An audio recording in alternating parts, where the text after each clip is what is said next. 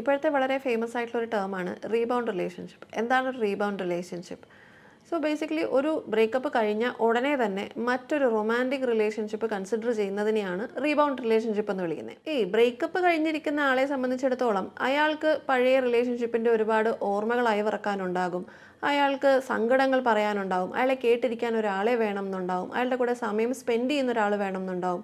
അപ്പോൾ ഇങ്ങനെയൊക്കെയുള്ള സമയത്ത് ഒരാളെ അതിനൊക്കെ കിട്ടുവാണെന്നുണ്ടെങ്കിൽ അവരോട് ഭയങ്കര ഗ്രാറ്റിറ്റ്യൂഡ് തോന്നും. നിങ്ങളാണ് എൻ്റെ ജീവിതത്തിലെ ഏഞ്ചൽ, എനിക്ക് എന്നെ ഇതുവരെ ആരും ഇതുപോലെ കേട്ടിരുന്നിട്ടില്ല എന്നൊക്കെ പറയാനുള്ള ചാൻസ് ഉണ്ട്. ഇങ്ങനത്തെ ഒരു റിലേഷൻഷിപ്പിനെ വളരെ പെട്ടെന്ന് തന്നെ പ്രണയമായിട്ട് മിസ്അണ്ടർസ്റ്റാൻഡ് ചെയ്യാനുള്ളൊരു പോസിബിലിറ്റി വളരെ ഹൈ ആണ്. ഇതിനകത്തെ പ്രശ്നം എന്താണെന്ന് വെച്ച് കഴിഞ്ഞാൽ വൺസ് അവർ അവരുടെ ബ്രേക്കപ്പ് സിറ്റുവേഷനിൽ നിന്ന് മൂവ് ഓൺ ചെയ്ത് ആ ഇമോഷൻസിൽ നിന്നൊക്കെ മൂവ് ഓൺ ചെയ്ത് കഴിയുമ്പോഴത്തേക്കും ആ കേട്ടിരുന്ന ആളെ പിന്നെ അതുപോലെ തന്നെ കാണണമെന്ന് നിർബന്ധമൊന്നുമില്ല. അപ്പോൾ നിങ്ങളെ ഏഞ്ചൽ എന്ന് വിളിച്ചതും നിങ്ങളാണ് എൻ്റെ ജീവിതത്തിലെ എല്ലാം എന്ന് പറഞ്ഞതിൽ നിന്നൊക്കെ അവർ ചിലപ്പോൾ മൂവ് ഓൺ ചെയ്ത് പോയെന്നിരിക്കാം.